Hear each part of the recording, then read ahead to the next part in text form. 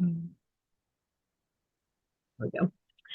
Hi, everybody, and welcome. I'm Haley Mitchell-Haugen. I'm the editor of Sheila-Na-Gig Online and Sheila-Na-Gig Editions.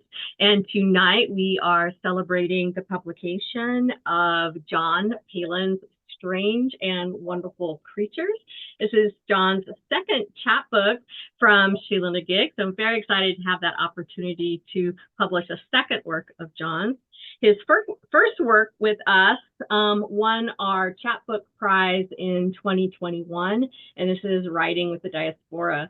So that book is still out and available as well. So I'll just give you a little bit of background of John. He is a lifelong Midwesterner born in rural Missouri, and he's worked as a store clerk, a draftsman, a newspaper reporter, and an editor, and a journalism teacher.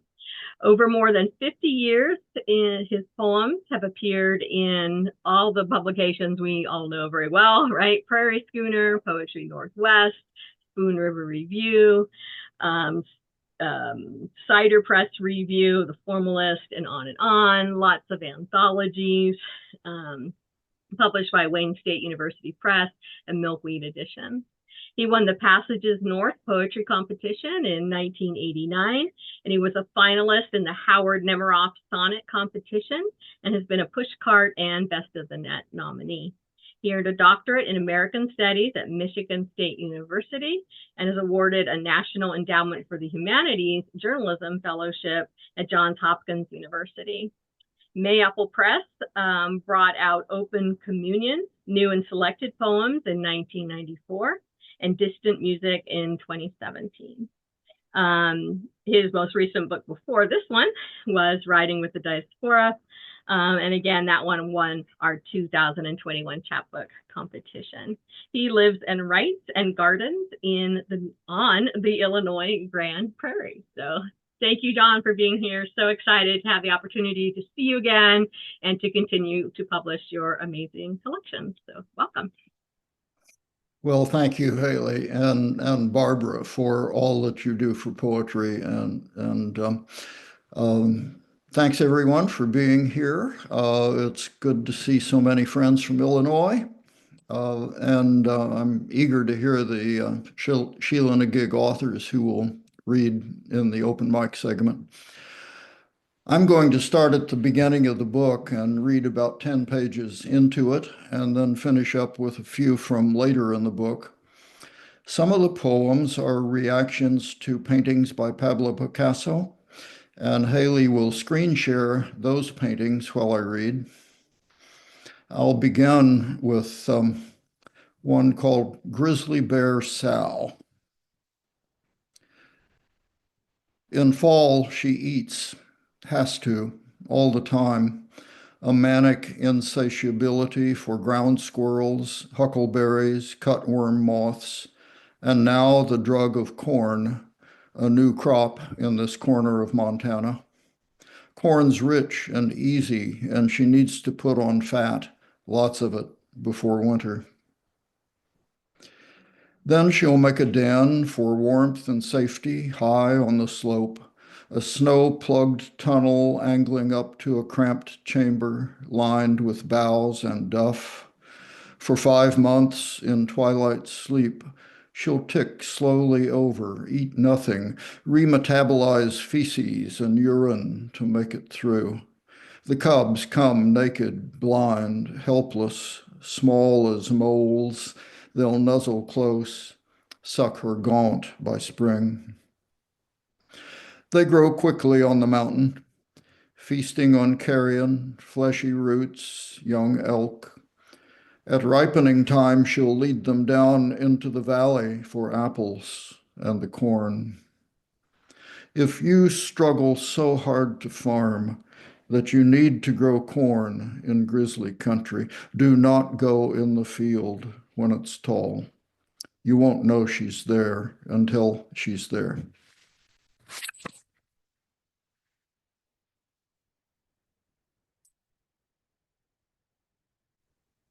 Go.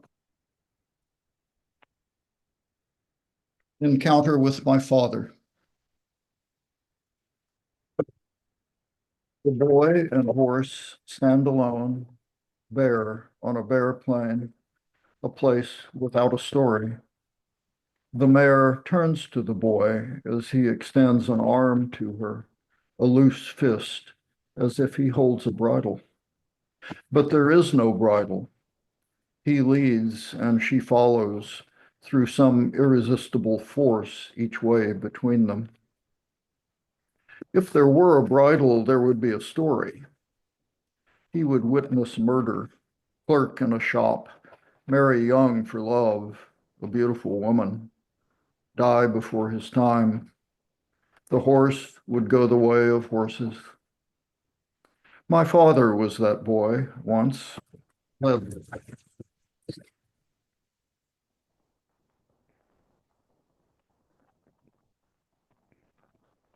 And this poem titled My Father Takes Me With Him to Fall Market in Kansas City. My father was a small town, ran a men's clothing store in a small town in Missouri.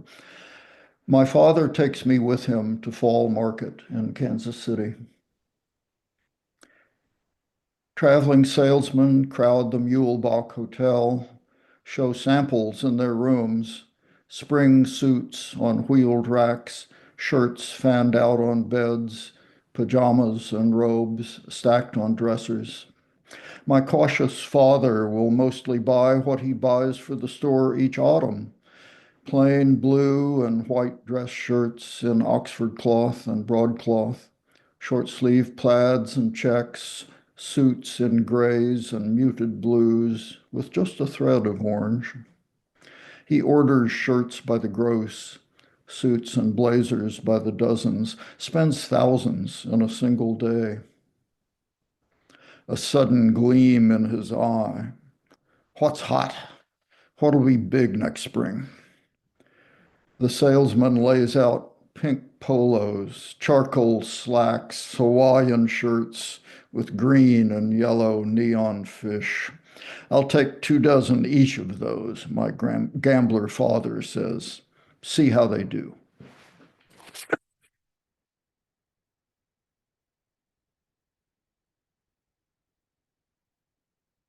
My father's 38.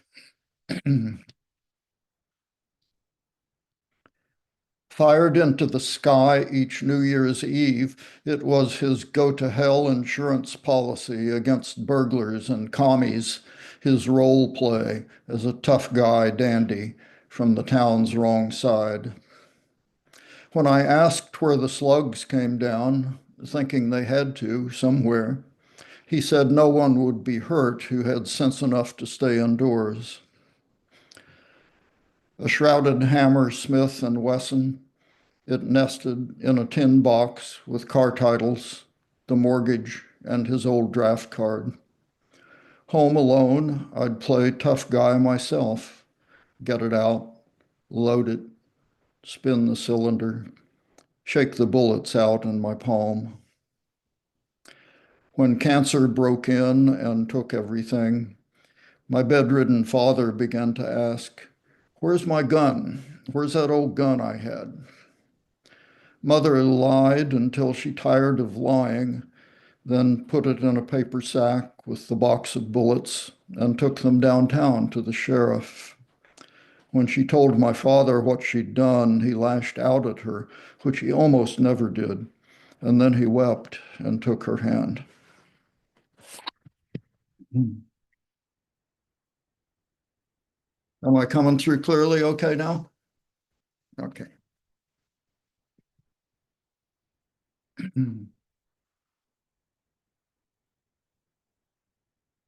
My great aunt Lute. Her mother was Southern, a blue blood who married down.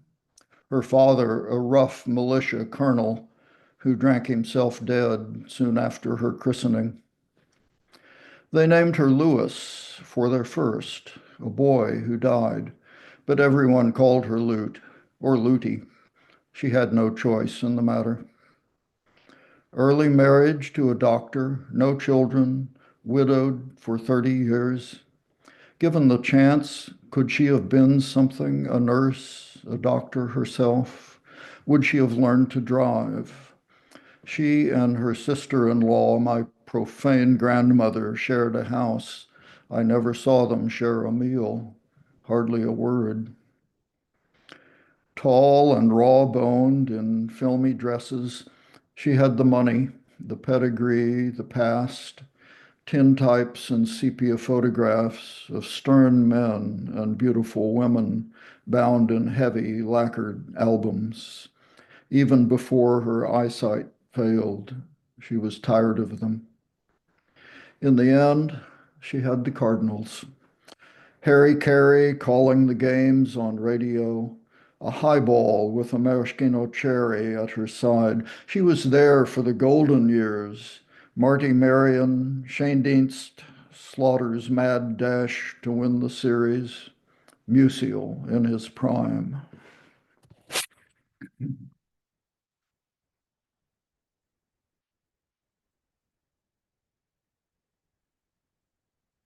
Uncle Ralph and Aunt Esther. They were kind, and I loved them. And even today, it seems a betrayal to tell you they killed one dog after another by feeding it from their table until its heart gave out. Then their own hearts would break, and they would have a small stone carved for the backyard cemetery and add it to the row. The book takes a turn at this point to consider the larger troubled world we live in. The first poem is a reaction to Picasso's Guernica, painted in 1937 and now in the Queen Sofia National Museum in Madrid. At the time I first saw it in December 1972, Picasso had refused to have it displayed in Franco's Spain, and it was hanging in the Museum of Modern Art in New York. Guernica. In the destructive element, I saw it only once in person, came on it unexpectedly in shock and silence, the huge stretched canvas a scream in black, gray, and white. I'm young, Midwestern, first time in New York, the stricken town. Picasso and Franco are still alive, the painting in defiant exile here. For days now, we've bombed Hanoi. On 10th Avenue, an ambulance makes a broken field headlong dash through stop-and-go traffic, high-pitched siren crying for someone, all of us.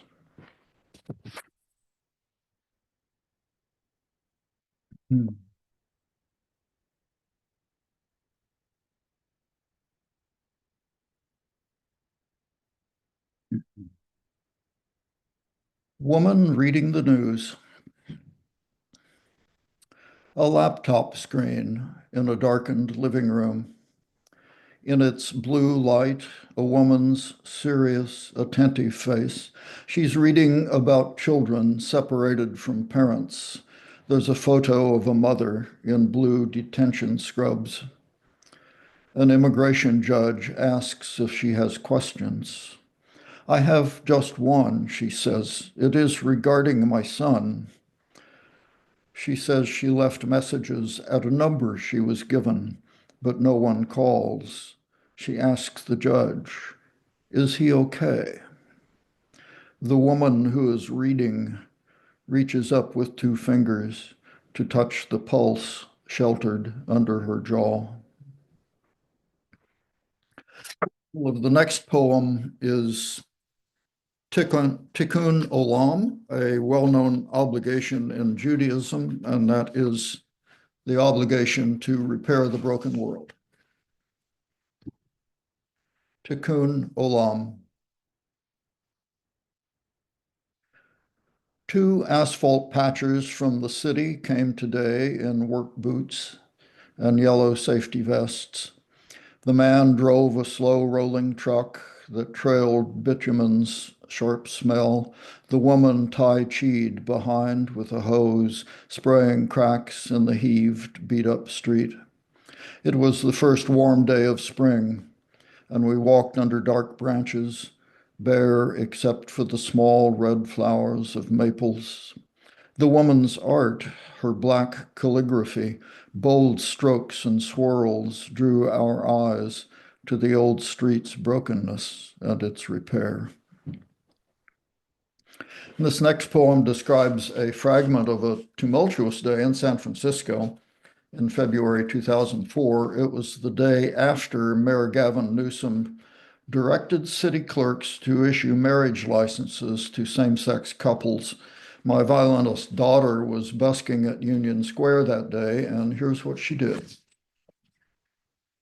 Pro bono, San Francisco, February 2004.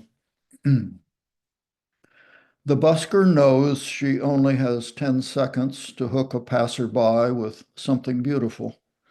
Score some loose change in her violin case, maybe a 20 from a Neiman Marcus shopper.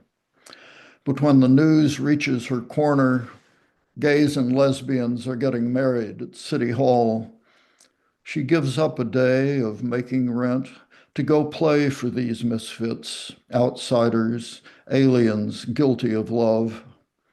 She feels it as she climbs the rotunda stairs and sees the crowd below, couples with freshly issued licenses calling out their names, how long they've been together.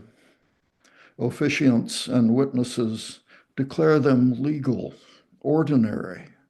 Music cascades through the air. I'm not a musician myself, but I've had many, many musicians in my life, and I witness their hard work and backstage talk. This next poem is based on a Picasso painting of three musicians, painted in 1921 and now in the Philadelphia Museum of Art. Picasso portrays the musicians as stock Commedia dell'arte characters, Harlequin, Pierrot, and the monk.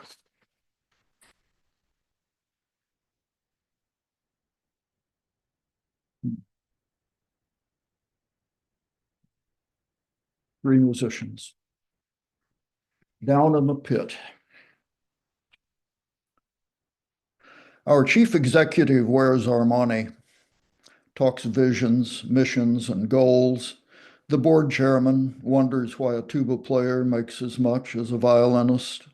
The writhing maestro conducts the audience through the usual emotions. We're lucky if he's sober and leaves us alone. And here we are, Harlequin, Pierrot, and the monk, night after night in the crowded pit.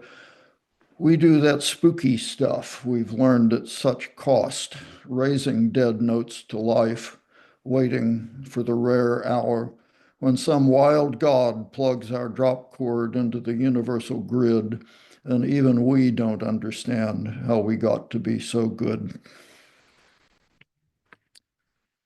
My own career was mostly in journalism.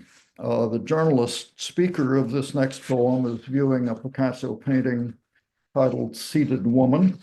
It was painted in 1920 and is now in the Musée Picasso in Paris. Seated Woman. Time and stillness. I knew someone just like her, a copy editor on a daily where I worked in the 60s. She wore shifts, a woman of size and almost uncanny calm, and she wrote headlines better than anyone I knew. She was fast, didn't need to count characters, just wrote the head, which always fit.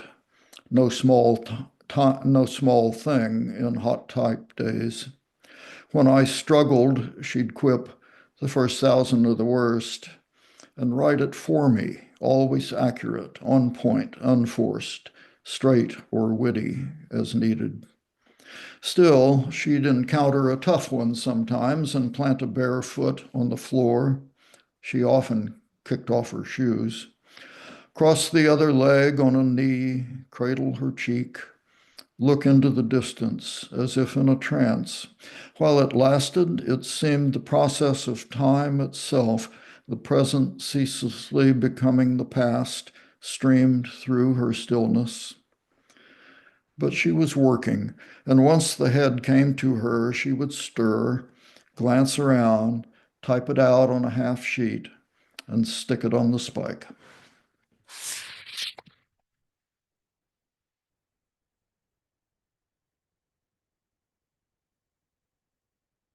Let me again thank Haley Haugen and Barbara Sable for making all of this possible. Please let them know in any way you can how much that you appreciate all that they do. My last poem is also the last poem in the book and also about one of the musicians in my life. To my best reader, a love poem. I'm the only poet you read, and then only when I hang a poem on the fridge.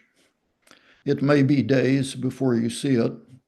You're a cellist, have your hands full with rehearsals, practicing, intonation, shifts, but I pay attention to what you say. Sometimes you say, I like it, and tell me what the poem means. That's usually not what it means to me, but I'm happy because that's what poems do. If you say you don't understand it, I ask you to point to where it went bad. If you say, oh, this is a long one, I know it's way too long, because length is what you noticed. The good stuff is usually near the top, so I use magic marker to X out the bottom half. Then we both go back to work. Thank you so much. Thank you, John. So great to have you here again. And as always, and such a pleasure to hear these poems and to have the opportunity to publish Strange and Wonderful Creatures, chapbook, now available from Sheila-Na-Gig Editions. So thank you so much. We will move now into our invited mic portion of the evening, and we are celebrating the publication of Sheila-Na-Gig Online 9.2. We're in our 9th year of online publication, so that's pretty exciting. And this is our winter issue, and we have some contributors here who are going to share some poems. So we are going to start off with Linda Hillman Chayes. Why don't you go ahead and start us off, Linda, and welcome. Hey, thanks so much, Haley and Barbara. I'm thrilled to be a new member of this Sheila-Na-Gig community and delighted to be here with all of you. John, that was wonderful. I enjoyed so much hearing about your world. I love the ekphrastics, and that last poem really made me smile. It was wonderful. Thank you. So I should introduce a little bit. I'm a poet. I have 2 chapbooks, one called The Lapse and one more recent called Not My First Walk on the Moon, both by Finishing Line Press. Bunch of poems and journals, the most recent in Kestrel this fall and one coming up in Bracken, but a bunch of other journals. And I love writing poetry. I'm also a psychologist and psychoanalyst, so I spent a lot of time doing that. I will read you the poem that was in the Sheila-Na-Gig journal called Yahrzeit, which was, I think, written in 2023. Yahrzeit. 1 year gone, and we haven't had the footstone carved. Your absence is as fickle as this winter weather. One day, you are blanketing the pine limbs in heavy white shrouds. The next, passing in and out of sight, like cirrus clouds. All we have is a number to locate the grave, and I have a hard time finding you. It's nobody's fault. You preferred elusive, or was that just alone? You are my weather, the humidity of your voice a forecast of how many layers I needed for the day. And I admit I have been naked without you. I have mistaken so many others for you, the cousin who waited for me when I got lost, the teacher who picked me out of a large lecture hall, every woman and man who let me help them, or was it hug them? And then there's the beloved daughter, sister, mother, grandmother in the grave next to yours. I love her too.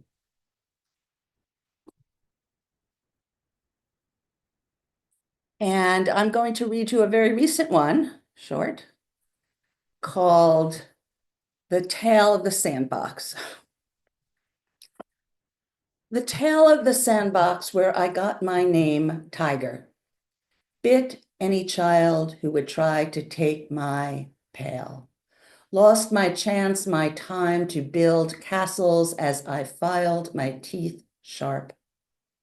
I sift for thieves, know them like the back of my mouth. They want to steal your pail, your seat, your name, your tongue. They speed past and leave you in their wake. They make deals that erode like rock to pale sand. How bold you are with your soft eyes, blood blue heart, your own wounds. Tread with care, this one bites. Thank you. Thank you very much. Hello, everybody. Thank you, Haley and Barbara, for having this offering. It's nice to be in this space. Your work, John, was wonderful. I am Sandra Rivers-Gill, and I am from Toledo, Ohio. I am also the Regional Poet Ambassador for Northwest Ohio, and that is for the Ohio Poetry Association. What we do is just amplify, I'm helping that organization amplify the voice of poets in Ohio, in Northwest Ohio, particularly.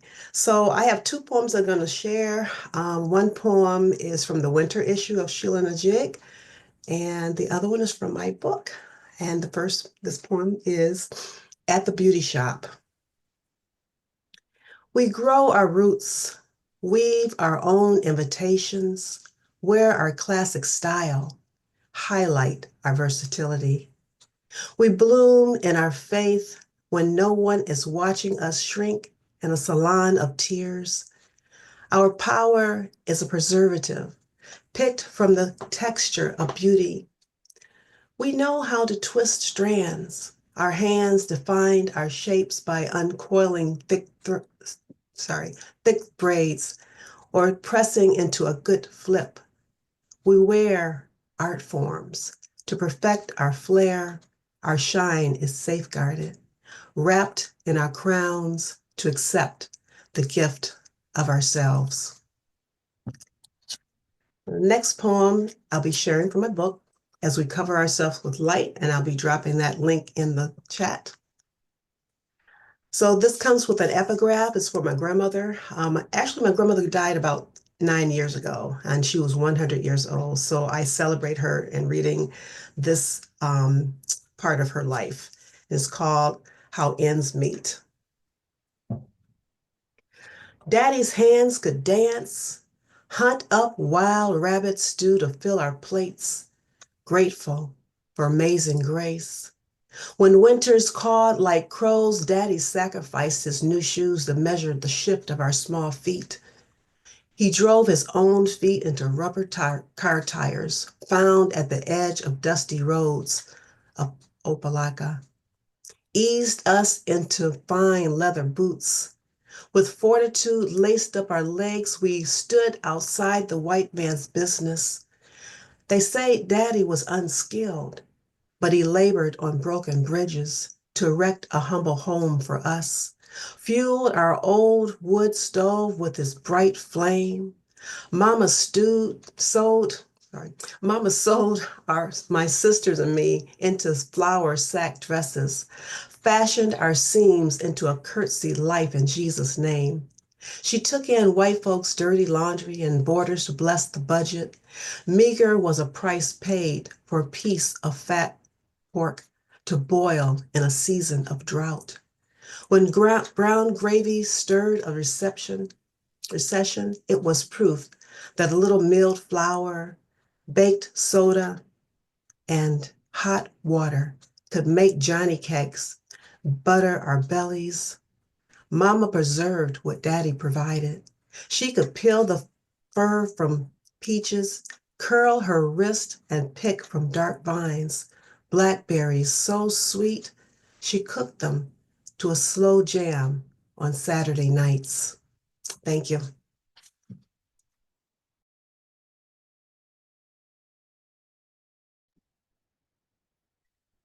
Thanks, Sandra. Those were both beautiful. Hi, I'm Emily Patterson. I am located in Columbus, Ohio, and I'm thrilled to be publishing my debut collection, full-length collection, with Haley and Sheila-Na-Gig sometime this summer. It's called The Birth of Undoing, and it's about both infertility and parenthood and kind of the lasting effects of infertility on parenting and mothering.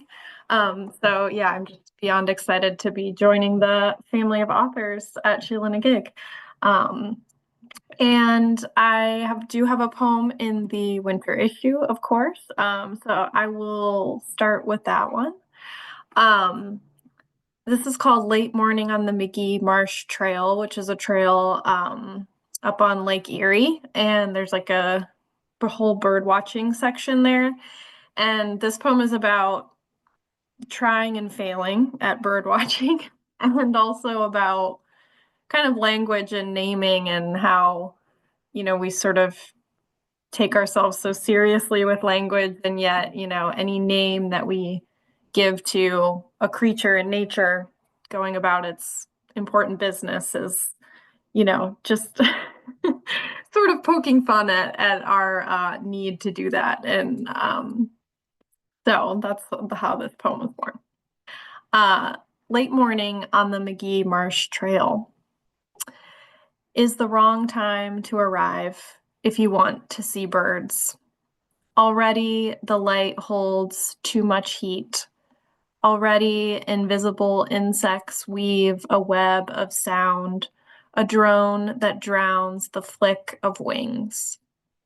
Something hovers in a tangle of rose mallow, maybe a ruby-throated or a rufous, but all I can see are fat bees blanketing bundles of goldenrod, the crazed trails cut into trunks by termites. We trace our own spirals on the path, try to glimpse the gold of some kind of warbler between branches, while brown beetles, round as berries, button the edge of the railing, unbothered by any name we might utter. Soon brush becomes sand, becomes shore. Over the lake, the sky, a sudden rush of what could be starlings, their quick, dark bodies, a singular language of blue, wind, water, wing.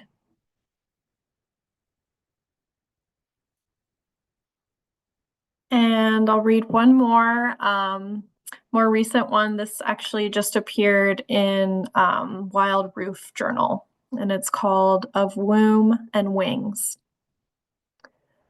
In the small clearing, we sway between two trees, weightless. Oceanic wind and the sky smooth as water. My daughter pulls the aqua nylon of the hammock closed over us, tells me we're inside a crystallis. But instead of wings, I think of wombs. This dark rhythm, how lush to be held, rocked, absorbed in a belly of forest. Because on the drive here, we passed a nameless green field. Because my daughter said, I've been here before. Because I believed her. Now I ask from inside our shared cocoon, is this what it was like? Oh yes, she says, voice sure as a heartbeat. It was just like this. Thank you.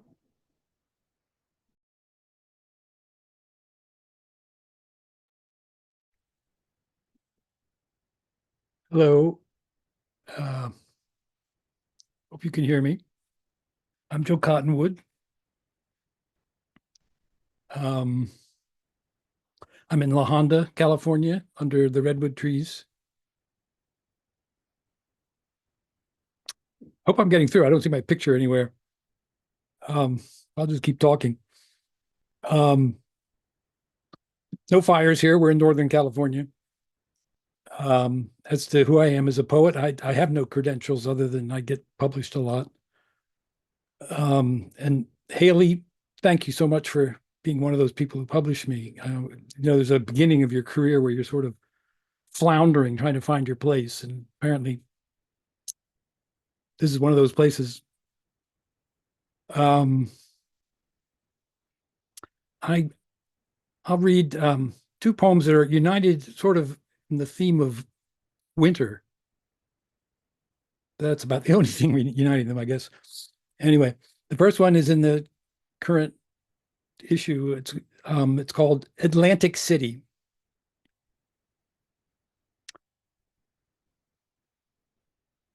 Atlantic City. At a virgin age, freshly growing fuzz, I'm walking the beach, cross under a pier where smell is cold and greenly wet.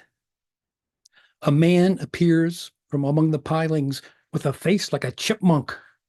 He starts talking friendly, so I respond sort of friendly with my voice, cracking like a hee-haw donkey, and he says, "Hey, you want to go fuck around?" 2-second pause. As it dawns on me, he means literally. He's bigger, but I bet I'm quicker. I say, "No." He steps away. It dawns on me, he spends his days there among the pilings like a hermit crab, waiting, asking. And it dawns on me, along this empty beach in winter, so much is asked by the penis, and I don't know crap as surf keeps breaking, washing, breaking, teaching what I should learn.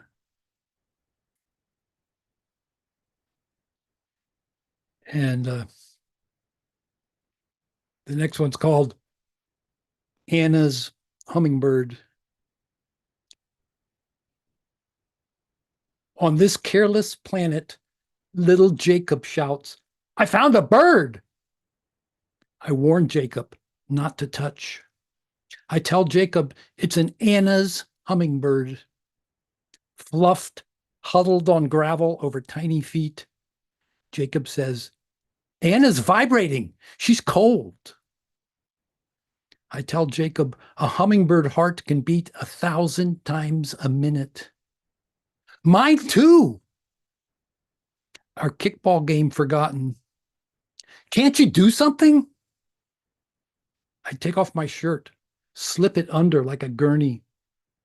Anna flutters, makes faint peeping noises.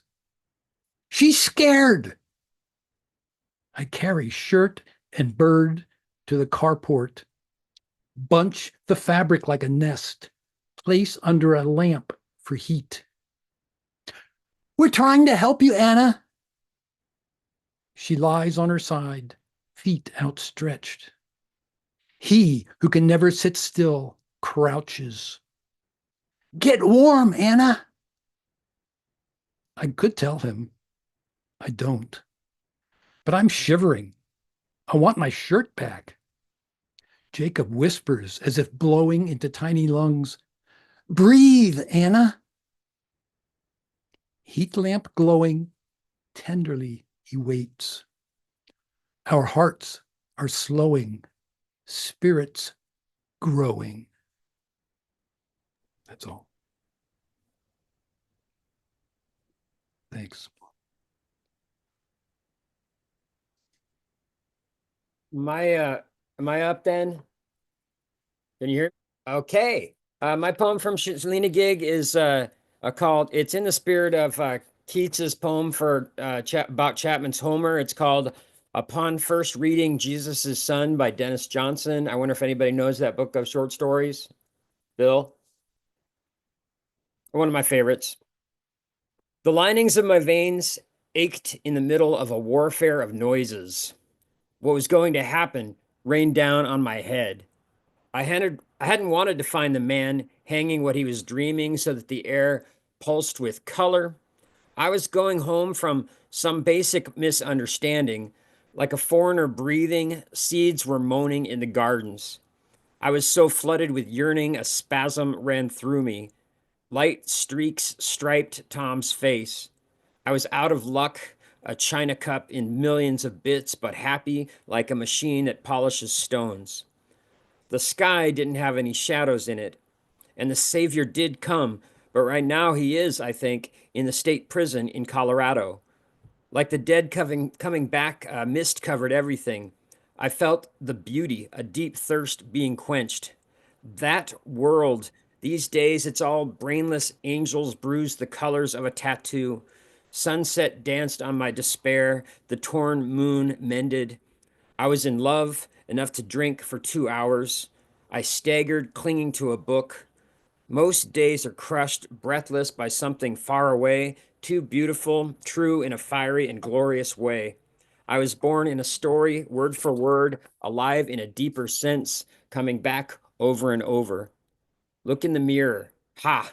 Wrecked cars, my bullet hole. Nothing could stifle the blurry music of rush hour absorbing the sounds of my steps, full of smoke and silences I didn't want to hear. My guts jumping with unintelligible words, I heard lovely cries, music, messages. I heard the world smolder around its edges for people like us. Thanks for publishing that, Sheila-Na-Gig. I got one more. It's called The Dad Joke. It's modeled after a pretty famous poem by Patricia Lockwood. The first dad joke I remember is my dad saying, I used to know somebody whose nose was always runny. You may think this is funny, but it's not. It was always it was also the first dad joke I told, 9 years old, on the playground to a kid who had already heard it from his dad. I heard my dad tell it again when I was 49. That's part of what makes it a dad joke. When I was 10, my dad drove away or my mom drove him away. On Father's Day, one of her single mom friends bought herself a t-shirt that read, World's Best Dad. I felt for her, but she wore it over and over, and I found it sad and trapped rather than funny, which made it a legit dad joke. The dad joke was on my dad's girlfriend when she called my house looking for him, and I didn't have the heart to tell her that he was in Vegas marrying his other girlfriend. Somebody else's dad taught me the word palindrome with the example, did I poop? I did. I thought my dad would love that one. Dad, did I poop? I did, Dad, is also a palindrome, but my dad wasn't around and I never shared it with him. The dad joke was on me when I learned that I didn't have any credit because I'm a junior and Experian docked me by mistake when my dad didn't pay child support. The first adult advice my dad gave me came in the form of a dad joke. My first serious girlfriend had left me and he said, they're like buses. When you miss one, get on another. The dad joke was on the collection agency who called me looking for my dad. He lived in Brazil, Indiana at the time, so I said, my dad's in Brazil. Dad jokes are made of words, but sometimes words fail us and sometimes our dads fail us. After 20 years out of my life, my dad visited me and my wife in Florida. Overcome, I played Leader of the Band on the jukebox, a song about a son who had admired his father and didn't say a word. Without saying a word, my dad got up and put Cats in the Cradle on the jukebox, a song about a father's regrets. No joke, that's how we made up, without a word. I am a living legacy. When you coming home, Dad? A dad joke depends on delivery, but in the delivery room, I wasn't prepared for how goopy and pointy-headed my firstborn was, and I'm ashamed that my first thought was, he's ugly, but I'll love him anyway. My wife looked at him and said, he's perfect. A better take. The next day I met my buddies for cigars, and the dad joke was, I'm already a better dad than my dad because I'm here for my son, but at that very moment, back in our apartment, my wife changed the diaper and wondered where I was. Dad, did I poop? I did, Dad. The dad joke is that when I hear someone walking into the room, I pretend I've been talking about them, e.g., That's why you should always listen to your mom, kids, if it's my wife, or that's why your sister is my favorite, if it's my daughter. When my sons were middle schoolers, we formed a family band, Dr. Tom and the Mini-Me's. The dad joke is that my boys rebelled by giving up punk rock, that instead of making myself the cool dad, I made punk rock square. One of my sons says the dad joke is that I just used the word square, which is cringe of me. The dad joke is that when their friend told me his name was Rico, I nicknamed him Soft Taco because soft tacos are Latino, but also white. The dad joke is that Soft Taco's dad called me and introduced himself as Sam's dad, which is how I learned that Soft Taco was putting everyone on when he said his name is Rico. The dad joke is that Sam is going to be a teen dad soon, and I think he should name his son Soft Taco Jr. The dad joke my kids like best is when someone gets personal in an online argument and I type, Jesus loves you, everyone else thinks you're an asshole. Cancer's no joke, but my dad got it. No, you probably won't be able to play piano after this, the surgeon told my dad. A, you'll probably be dead, and B, I know you could never play piano because I've heard this dad joke before. What do you get when you cross a dad joke with an elegy? Seriously, what? This is not rhetorical. This is not a joke. If you've heard this one before, you know how it ends. Not with a punchline, but with a punch in the gut. You'll tell your kids that their grandpa's in heaven, or if you're not religious, you may say he's in Vegas or Brazil. Knock, knock. Who's there? Dad? No one's there. Not funny at all. One day you ask your dad to subtract 2 from 2 and he says nothing. Okay, subtract 1 from 1, you say, and he says nothing. Okay, but what if you multiply nothing by nothing, you say, and your dad, all out of jokes at last, says nothing, nothing, nothing. Because it's correct, but also because he's disappeared, because he's dead, because it gets told with astonishment, with resignation, it gets told, with sadness and regrets, it gets told and retold, because it gets old, it gets so very old like your dad, and because this isn't funny at all, which makes it a legit dad joke.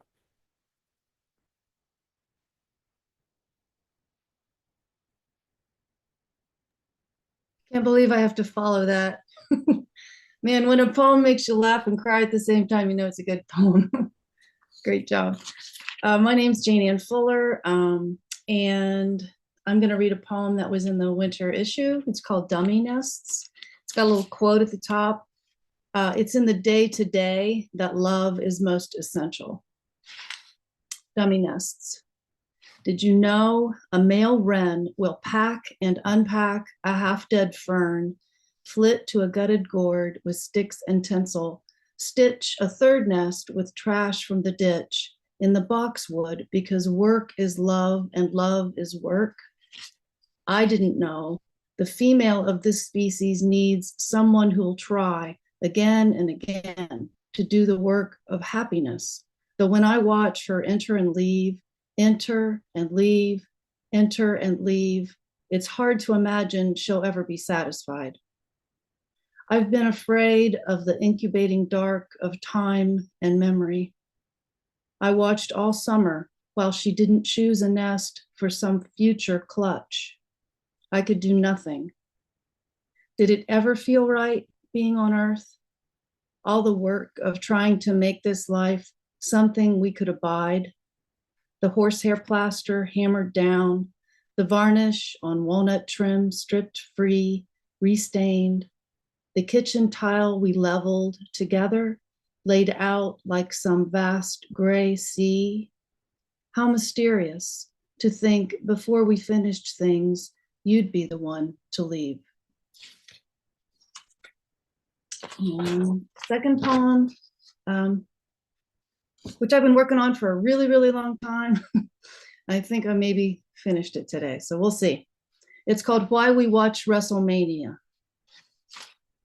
When Otis the Elevator boomerangs Braun Strowman off the ropes, pins him to the floor, holds him down, then lets him go before the hurt is real, we see how faking it might be a kind of love. Suspended as we watch, we're not sorry it's an act. Here we are, living in our bodies. Yours once hoisted a stove into the bed of a truck. Mine bent like a reed beneath the nest of a red-winged bird. Tonight we climb into bed, and when we start, I feel the hum of want. the never quite fulfillment of desire. And it feels like enough. Thanks.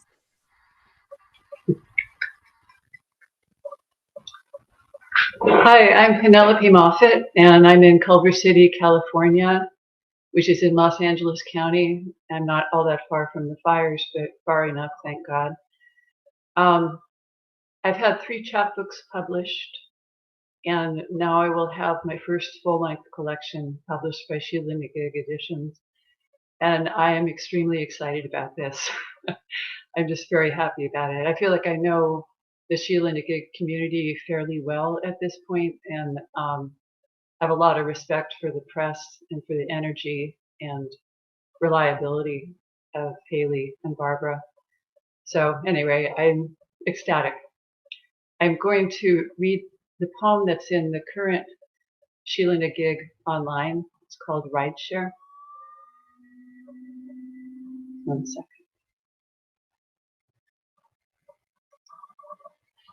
Rideshare. Spider the hue of an albino child's eyelashes. Spider like pale marble splashed by moonlight. Almost invisible against the top of the windshield with his long segmented legs pulled up against his tiny body. Cellar spider who's wandered far from his nook in the underground garage where my car lives, mostly undisturbed. I must have left a window cracked. Halted by stoplights, by stop signs, by the risky swerves of other drivers, I peer up as he descends, then soars again, hearing my thoughts. Not on me, Spider, please. Home again, I offer him a receipt to crawl onto, but quick as a kid's blink, he's gone. No hint of folded legs anywhere. I mean to bring a glass and larger page the next time I must drive, but 3 days later I forget. And there he is, huddled by the speedometer. Stay there, I say. When I park at my first stop, he gallops toward me, over the plastic spider glued to a black rock, glued to the dashboard, down toward the fuel gauge, down toward my knees. I rush an open face mask forward. In he goes, then out the door. I hope he makes it to a nearby patch of dirt and mulch. When I roll the windows down, the air shimmers with his dreams. And the next poem is also another poem about small creatures, and it was published in Eclectica in the fall last year. It's called Iridescence. The child who goes by the nickname Bug decides to raise snails. Because they're iridescent beauties, each one both male and female, who ooze along fragile and unhurried, eating, pooping, fucking, serenely as far as she can see. Bug thinks they're worthy of protection. She sets up a series of terraria, persuades a neighbor to accept 1 glass case of mollusks, tiny as breadcrumbs, mist them several times a day to keep them moist, but not too moist, feed them pureed vegetables until they're grown, then turn them out to forage on their own, like children who have claimed the right to cherish what they choose. Thank you. Well, hi, y'all. I'm Bill Brymer. Can you hear me okay? And am I in sync? We'll see if that works out. All right. I'm from Louisville, Kentucky, and I'm really honored to be here. I don't read a lot, so I'm nervous. So we'll just see how this goes and keep our fingers crossed. The poem I'm reading was in the winter edition. It's called The Trouble with the Past. I pine for a past life, the one in the desert, long-legged wife, back when we fit comfortable loose. We'd hike on full moon nights, crunching mica and bits of stone, the trail glimmering like snakeskin. Or flicking cigarette butts out the car window along River Road, new license, old jalopy, pushing to see how far I could go on $6 cash. So green, I didn't even know the river shows a new face at each bend. Or standing on the front porch of the house on Country Lane, my brothers and I banging pots on New Year's Eve, a ruckus to raise the dead, yet not our tired old dad who snores right through it. But here comes the scythe of now, my short-legged wife, smelling vaguely of fried chicken, standing in the office doorway, wanting to know how on earth can I not hear our daughter crying. All right. And the second poem's a new one. It's called Audiophile.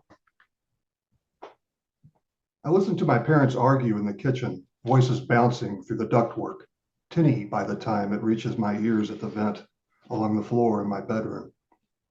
From this crude speaker, I learn what I'm getting for Christmas, G.I. Joe with Kung Fu Grip, and that my mother has threatened to leave my father if he doesn't get his drinking under control. He doesn't, and she doesn't. Not much changes, except they begin to treat each other like ghosts. I hear ice cubes fall into his glass, her sighs, which, in retrospect, might have been the air coming on. Thanks.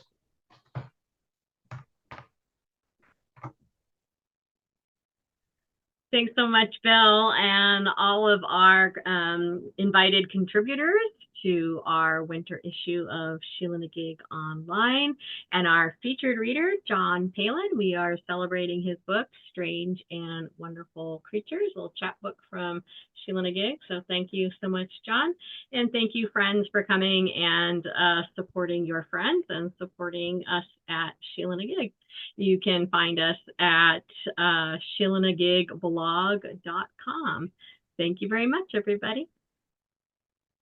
And